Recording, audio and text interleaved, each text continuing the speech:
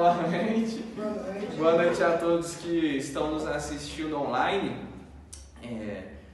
Essa reunião do nosso instituto é uma continuação do curso que nós estamos tendo, quase que um curso assim, uma série de reuniões sobre o Trivium, especialmente o Trivium elaborado pela irmã Miriam Joseph. E então é melhor que se assista primeiro as outras duas, mas também se pode assistir essa isoladamente. E eu queria dizer que sim, hoje o tema é das provas racionais da existência de Deus, né? E nós também vamos continuar a aula passada, a reunião passada, discorrendo um pouco sobre as faculdades da alma. Primeiro faculdades da alma e depois a gente vai chegar na descoberta racional da existência de Deus.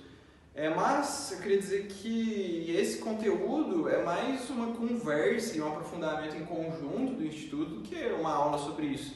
Se você estiver assistindo na internet, tem aulas muito melhores, verdade, sem falsa humildade, aulas muito melhores sobre isso. Então aqui a gente vai passar por cima e trazendo pontos diferentes, por isso que eu acho que essa aula pode ser proveitosa, tanto para nós aqui agora, quanto para o pessoal que for assistir no YouTube e na internet. Porque a gente vai abordar outros temas junto com isso e tal.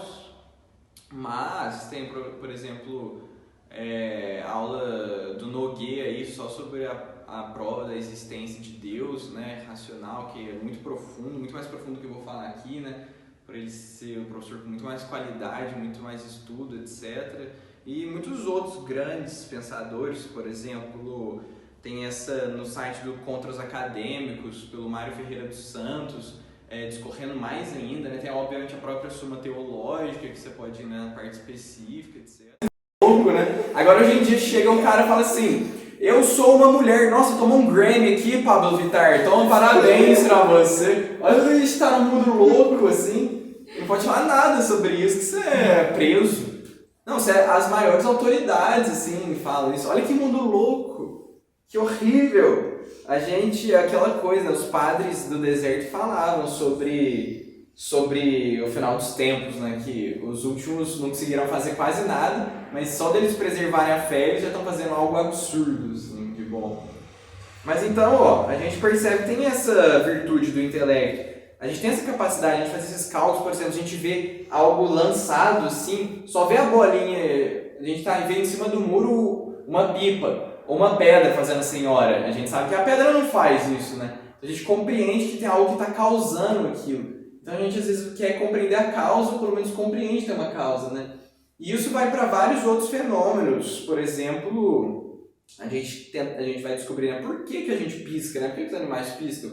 A gente vai descobrindo que a causa desse fenômeno, que é, digamos, de certa forma automática, e desculpa porque eu acabei de ativar o pisco manual de cada um aqui, eu ferrei com todo mundo aqui até posteriormente, mas, tipo assim, a gente vai descobrir o que é isso, a gente descobre, a gente precisa de lacrimejar o olho, molhar um pouco, senão a visão não vai funcionar, e a gente tem essa parte do nosso intelecto que os animais não têm, né? Então essa é a ciência, pode-se dizer, e isso vai se destrinchando. Você vê que tem a matemática, tem a economia, a gente vai aprofundando, e cada coisinha que a gente percebe se aprofunda numa ciência vasta, né, que vai mais além, então é incrível isso. Depois a gente tem a sabedoria, que ela até fala que é o principal, porque é o conhecimento das coisas fundamentais. Embora a gente pergunta, igual eu coloquei nesse primeiro slide, o que é o calor, o que é o frio, são coisas que acontecem na vida, né? Mas a gente tem perguntas diferentes disso que também a gente vai descobrindo pelo intelecto, que é por que eu existo, quem eu sou, por que as coisas existem, o que gerou tudo, né? Então, isso é uma parte diferente do intelecto, porque embora no intelecto a gente tenha isso de descobrir as causas materiais, etc., né?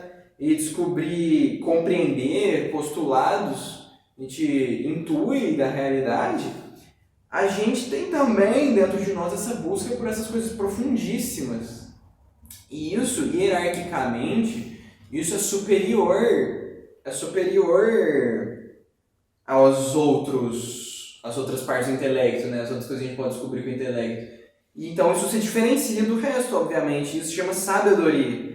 A gente vê o livro da sabedoria na Bíblia, etc. Vê que Nosso Senhor é sabedoria. Por quê? Porque Nosso Senhor ele fala sobre as coisas fundamentais.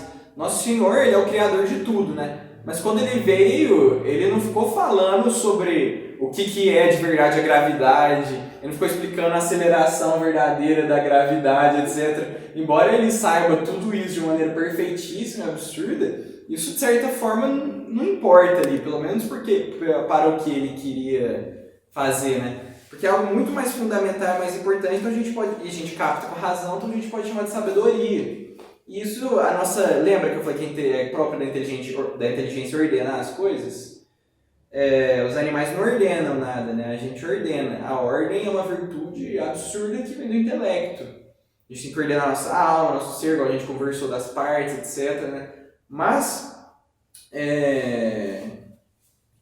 ordenando, então, o próprio intelecto, olha que interessante, né? Uma das outras coisas do ser humano é esse ser, esse animal capaz até de discorrer sobre si mesmo, né? Falar sobre si mesmo. Olha que absurdo isso, né? A gente usando a razão para ordenar a razão, para entender o que é a razão, nosso poder de descobrir o que é das coisas, né? Mas então a gente, inteligindo a razão, a gente coloca na hierarquia, e ela mesma fala aqui, ó, eu lembro que ela falava isso em algum lugar. Ela fala que a sabedoria é hierarquicamente superior às outras potências do intelecto, digamos assim, né? Então a gente tem que ter isso em mente. Então, como católicos, a gente já tem isso em mente. A gente tem em mente que a salvação da alma é principal, as coisas de Deus é principal, e a razão prova isso. Então essa é a parte mais alta que existe do ser humano. E aí, olha que interessante. Tudo isso, essas que a gente acabou de discorrer aqui agora, são coisas que são em si teóricas. Elas, digamos assim, elas são elas por elas mesmas, conhecimento por si mesmo, e que ele não causa digamos assim, uma alteração no mundo material, não é? Por exemplo, a verdade é que a gente fica pensando, cada um pensando, estudando assim, tem a meditação, né? Não meditação como se entende de aquela coisa budista louca, que olha tanto que o budismo é horrível, só um parênteses. O budismo e o hinduísmo e as outras religiões assim, orientais que são gnósticas e panteístas, eles literalmente pregam que a razão, o intelecto, ele é inferior, não é o que há de superior no humano. E que para ter um encontro com Deus, de certa forma se pode, embora eles não discorram muito sobre essas coisas, que justamente eles não gostam muito do intelecto, de certa forma para eles a vontade está acima, e a gente já viu que a vontade acima dá muita coisa ruim, né? Mas eles põem a vontade acima e pregam que é uma experiência, os hindus, né? Uma experiência mística com deuses e com um Deus superior, sim, que não é pela razão exatamente, porque é a gnose, né? Então você tem que se livrando dessas coisas e atingir um contato com o divino. E o budismo é praticamente a mesma coisa, só que no ponto que o divino para eles não é uma pessoa. É só uma certa, digamos assim, fazer uma analogia, né? Porque você não pode, digamos, compreender ao certo o que são essas coisas, tipo a alma, etc. Mas como se fosse uma energia, assim, você se desfaz nela.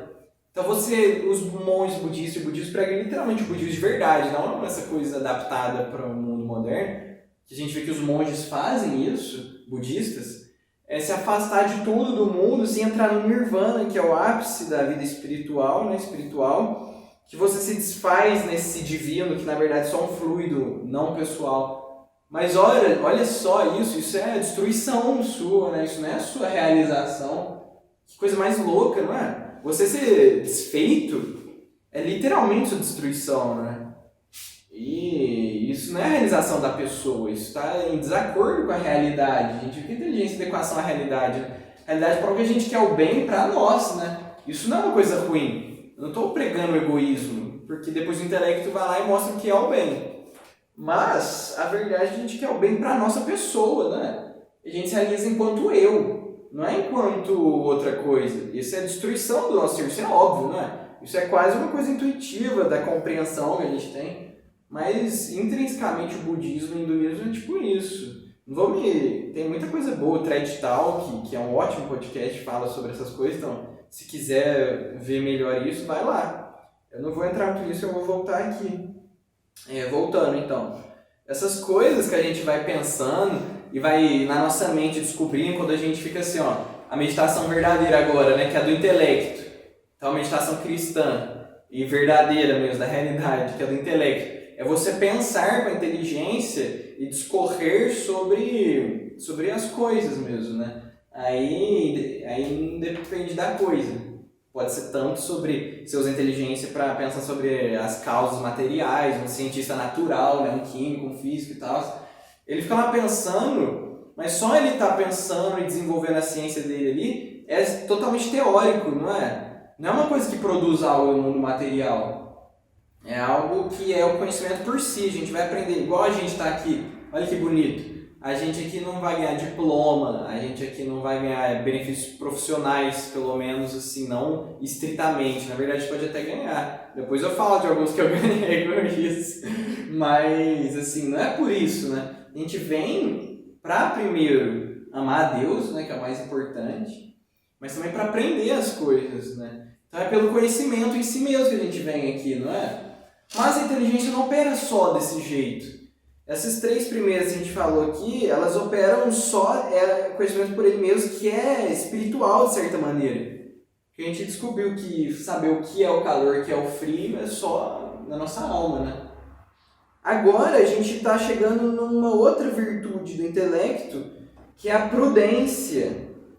A prudência é o raciocínio reto concernente às ações. Então, se é assim, a gente está pensando, né, usando o intelecto, né? Mas, dessa vez, a gente está pensando sobre as ações concretas na realidade material. É muito interessante, a gente fala, nós católicos estudamos muito a virtude da prudência, né, tem no catecismo, mas os filósofos clássicos também, né, que o catecismo é até interessante, porque o catecismo traz a definição platônica, um pouco adaptada, assim, né, olha que bonito, mas... a prudência é a gente pensar o que é melhor a gente fazer em determinadas situações humanas, da vida humana. A gente está pensando, mas dessa vez a gente está pensando em algo que vai mudar a nossa vida material, a nossa vida concreta, até na relação humana, etc. Então aqui a gente já está no campo prático do intelecto, que é o intelecto que a gente descobriu que é imaterial, que é da alma, mas tratando sobre coisas... tanto psicológicas, de relacionamento, etc., mas que são ações, ou seja, que é algo concreto no mundo. Você tem duas opções, tem que escolher uma delas, você vai fazer algo, você tem que ver qual a melhor maneira de fazer aquilo, né? Então já é algo prático, da prática mesmo. E a gente chega na última, que isso é muito interessante, eu recomendo até que leia o meu texto da Brasil Paralelo para entender isso, que eu vou mandar no grupo, que é a arte. Porque é interessante a gente ler. Isso pode mudar a nossa vida nos aspectos mais importantes, que é o nosso relacionamento com a beleza. Ninguém aqui consegue viver sem a beleza, né? Sem artes. Ninguém aqui consegue viver sem música, né? É igual na Brasil Paralelo fala ali na chamada da primeira arte, assim, a verdade é que sem a música, a nossa vida nessa terra seria um exílio completo, né? Isso todo mundo já experimentou, né? E todo mundo sabe intuitivamente disso, né? Mas olha que interessante, a arte hoje em dia é pregada como arte pela arte, não é? A gente literalmente vê universitários dizendo coisas nojentas e horríveis, nem precisa falar, todo mundo já sabe mais ou menos várias delas assim, né? Coisas absurdas. A gente vê aquela coisa do bidê, né, sendo invertido, exposto como arte lá, arte moderna, que é tacar os trens assim, no quadro e pronto. Fala em arte pela arte, experimentação, é o sentimento do artista. Mas isso... Primeiro que a gente já intui, às vezes a gente não raciocina muito, mas a gente já intui que tem alguma coisa bizarra ali, né? A gente pode até não compreender o porquê, mas a gente já percebe, né? Mas aí a filosofia clássica, como quase sempre, assim, vem e ilumina a vida e a coisa que a gente está estudando. Por quê? Porque na filosofia clássica, arte, inclusive, nem é produzir quadros e coisas bonitas. Isso é um segmento, e olha, a gente então agora está vendo ramificações de uma das ramificações do intelecto, né? Essas artes, assim, elas são chamadas de artes do belo. Por quê? Aí isso assim, a arte está aqui, aí se ramifica, uma delas é a arte do belo. Mas aí antes disso, de explicar isso, eu vou vir aqui para a arte. Arte, segundo a filosofia clássica que a Miriam Joseph está seguindo aqui, arte é o raciocínio reto concernente à produção. Então, é nós utilizarmos o raciocínio para produzir coisas. Por exemplo, uma mesa. A mesa não existe naturalmente, né? Mas a gente percebe que a gente precisa de algo para apoiar as nossas coisas e a gente servir nosso corpo melhor. Então, olha só, aí você já entra nas artes servis, porque são coisas que você usa do intelecto para fazer uma ação prática na realidade material, né? Para servir a algo. Então a arte sempre não é a arte pela arte. Isso é uma coisa, inversão satânica, igual o Satanás sempre inverte tudo, né? A arte então, é exatamente o oposto disso. A arte, ela é uma produção de algo material para uma utilidade. É exatamente o oposto que o mundo moderno prega. Então, a cadeira que vocês estão, ela foi desenvolvida pelo raciocínio humano, porque também não existe a cadeira já na realidade, né? Ela existe depois que um ser humano, porque possui intelecto, raciocinou sobre a necessidade de sentar para descansar, né? Se eu ficasse em pé agora, nesse tempo todo, ia estar morto, assim, né? Tá destruído. Aí a gente percebeu a necessidade disso, e aí com a razão a gente foi lá e produziu isso. Os animais não produzem nada, né? Produzimos mesas. Olha que loucura, a gente descobre que a gente não consegue captar tudo, a gente não capta tudo, até isso tudo a gente está destrinchando bem aqui, a gente não chega lá no fim, a gente sempre é muito mais profundo e belo, porque aí você pode pensar, né, pelo menos dessa forma que eu falo aqui, eu pelo menos penso que a forma que eu falo é meio reducionista da realidade, você pensa, tá bom, entendi, é realmente isso e tal. Mas a gente pode pensar que a gente fica limitado a coisinhas, né? Nas artes serviço, por exemplo, que tá aqui a arte, aí você tem a arte do belo, que eu vou entrar depois, e a arte serviço, que é para servir o corpo, mas também ajudar a inteligência, etc. Você pode pensar que é só fazer uma mesinha, um vasinho para o vegetal se desenvolver bem ali, né? Uma escrita para ser um símbolo, ou seja, remeter a algo, etc. Que aí tem as palavras que a gente já descobriu, que conceitos são uma operação exclusiva do intelecto, e que a inteligência é totalmente, e a gramática então, né, gramática, totalmente uma operação do intelecto, que descobre o que é as coisas e só pode ser imaterial.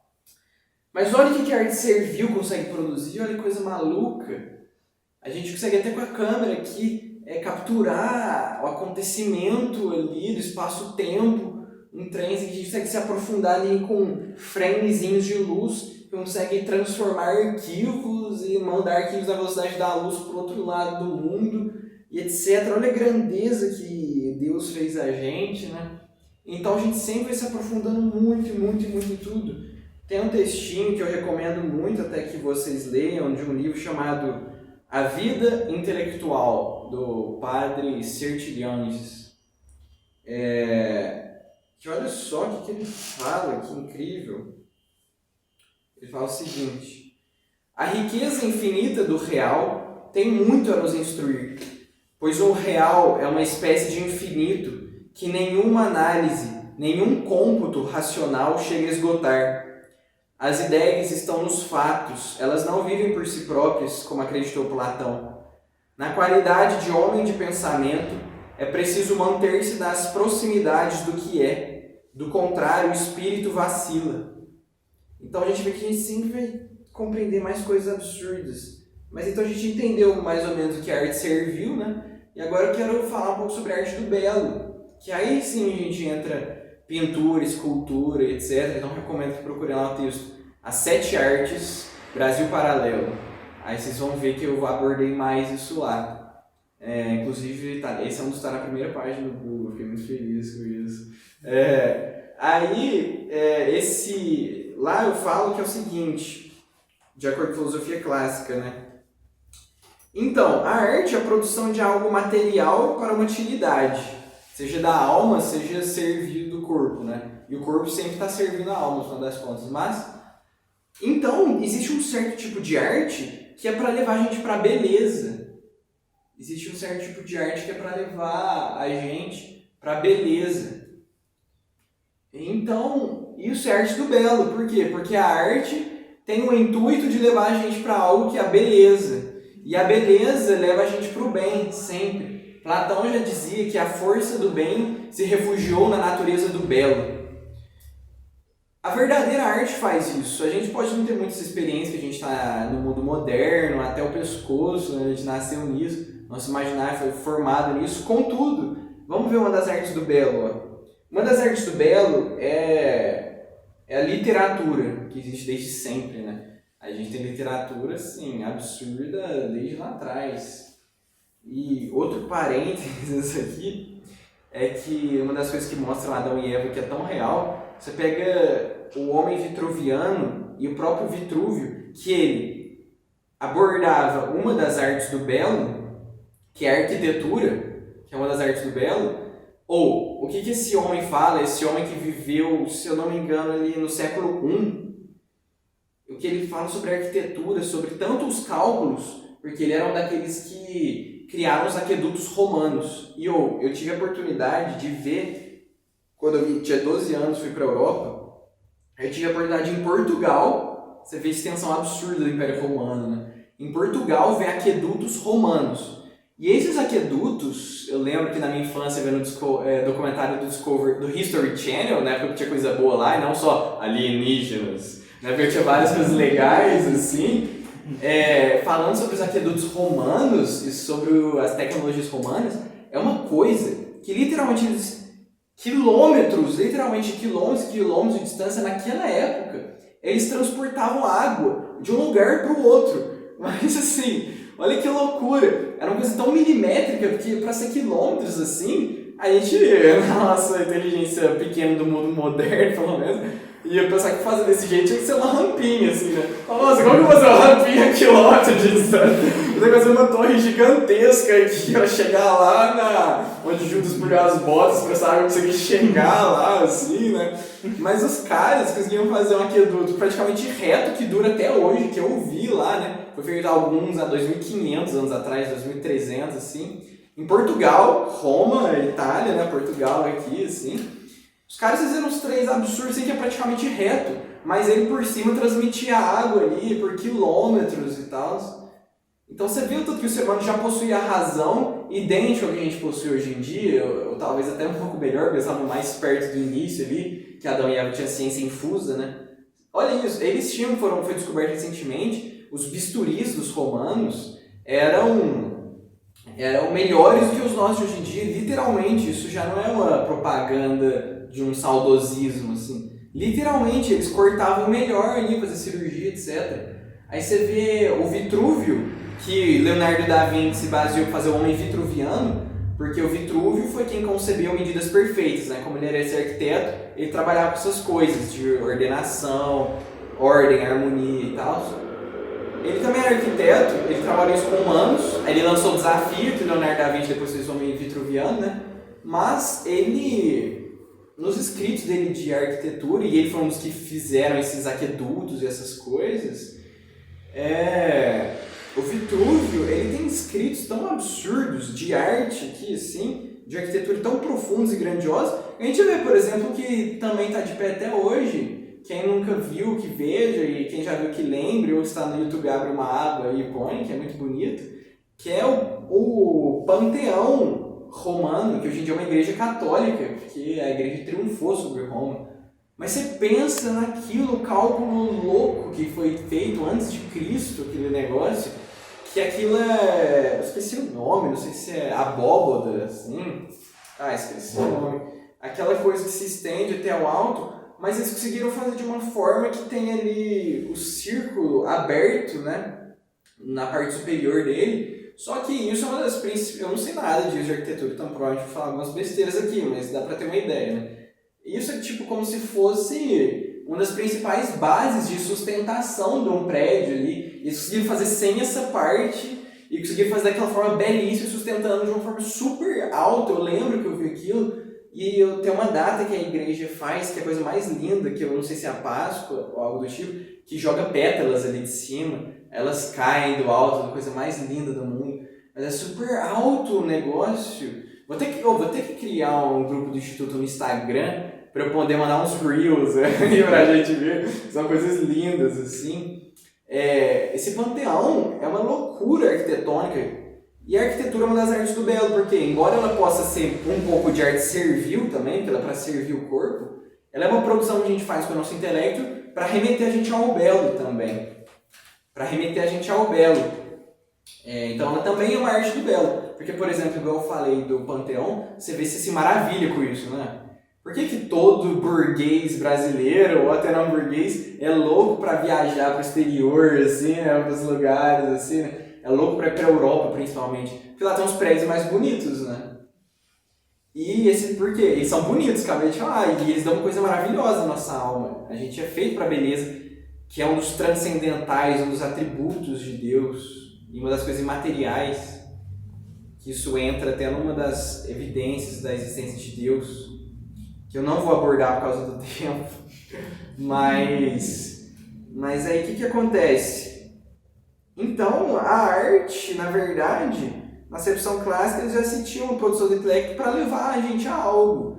Então, aquele bidê virado de lado, ele nunca quer uma arte do belo, igual eles expõem num museu, numa coisa assim. Isso não é arte do belo, de jeito nenhum. A gente vê isso e fica assim, não, mas gerou um espanto, não, gerou uma emoção, sentimento, não, gerou alguma coisa. Não, mas isso não gerou a contemplação da beleza, do belo ali. Então isso é uma arte servil quando ele está no banheiro, na parede, e o homem pode ir lá urinar nele. Aí sim, é uma arte, mas no sentido de arte servil. Agora, quando ele está exposto no museu do lado, ele não é arte do belo, não é bonito esse negócio, não é legal isso. Eu quero pagar um ingresso para ver um bidê aí virar de lá no centro de um quarto vazio.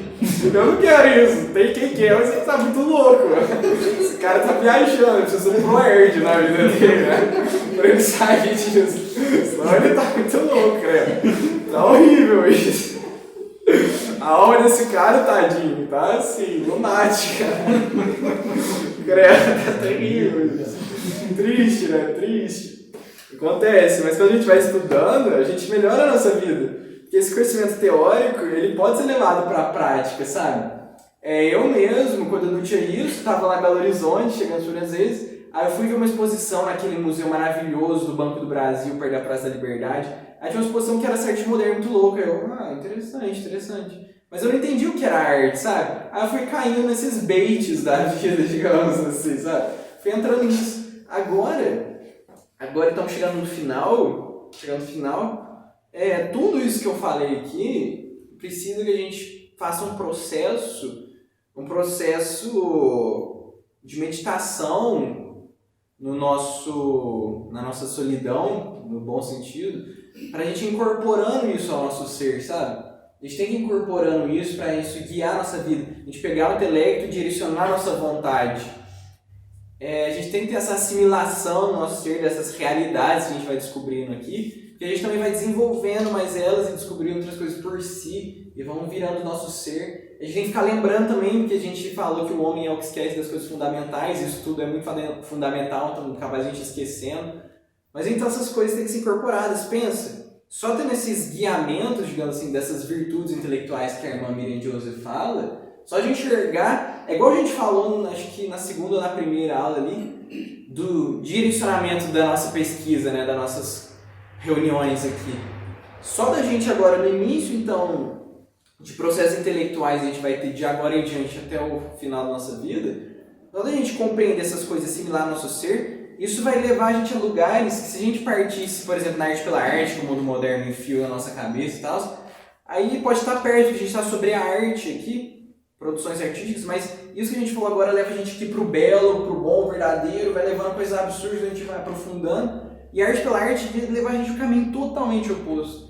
Então eu gostaria que vocês tivessem esse carinho com esses crescimentos, fossem depois meditando, assimilando isso, aí depois, obviamente, eu não cheguei nem perto de falar bastante ou bem de cada uma dessas coisas, aí para autores bons e tal. Por quê? Porque todo ser humano tem vocação intelectual, uns mais, uns menos. Uns Deus chama, fez para estar mais nas artes cervis, né? Tem gente que gosta muito, se realiza sendo um marceneiro. Mas ele também tem intelecto, o intelecto nele também é superior ao resto. Então ele tem que ter um pouco de intelecto ali, de livros, etc. Uns, às vezes, Deus chama para as artes do belo, que não é necessariamente cada superior, que é a vida pelo intelecto, né? Mas também tem que ter um pouco do intelecto. Às vezes você não vai estudar tanto igual uma pessoa que é vocacionada a isso, mas você tem que ter um pouco. Na nossa vida a gente tem que ter um pouco. O Marcos Bueira falou isso pra gente, né? Na live que a gente fez com ele, de tudo. O Marcos Bueira, que é um dos caras mais inteligentes do mundo, sem sombra de dúvidas. A gente teve a oportunidade de ter uma live com ele, né? Que pensam, assim. Mas então, que eu vou ter que encerrar por causa do tempo. Nossa, vou ter que encerrar por causa do tempo. A gente não chegou nem perto de falar da existência de Deus, né? Pelo menos teve indícios, assim, né? Vou pensar que a gente faz na próxima aula, às vezes seria legal mudar, né, um pouco. Aí não sei se lá no futuro eu abordo isso, acho que é melhor deixar para pessoas melhores que eu. Então, às vezes eu posso, pelo menos, fazer um videozinho, às vezes com vocês aqui, para dar direcionamentos de coisas boas, para ver mais profundo as coisas, assim. Mas então, encerrando, eu queria que cada um pensasse bem nisso, que cada um aprofundasse isso nisso, colocasse no seu ser, vivesse de acordo com isso, que a gente tem que viver de acordo com a razão mesmo, né? E de acordo com o Espírito, com o amor de Deus, com a fé, que a gente provou que a razão necessita totalmente da fé. Depois vocês vão descobrir, já sabem, né? Mas vão descobrir melhor, e eu também, quando eu for estudar mais isso, a existência de Deus totalmente racional. Então, por hoje é isso. A gente explorou mais as faculdades da alma, mais essas coisas, assim, teve alguns fatos legais. Aí depois, mais no futuro, a gente conversa um pouco mais sobre isso, para dar guiamentos nesse assunto. Não para a gente ficar muito mais nisso. A próxima reunião aqui, aula no Instituto, vai ser outro assunto, outra pessoa, para a gente variar mais. E, como eu disse, a realidade é tão extensa, né? A gente tem que ir para outros ramos. Lembrando também que isso é muito legal, mas a teologia, ou seja, estudo de coisas piedosas, é muito mais importante que estudo filosófico, né? Mas também tem que ter um pouco de filosofia, mas estudo de santos e Bíblia é muito mais importante. Mas então é isso. Então por hoje é só.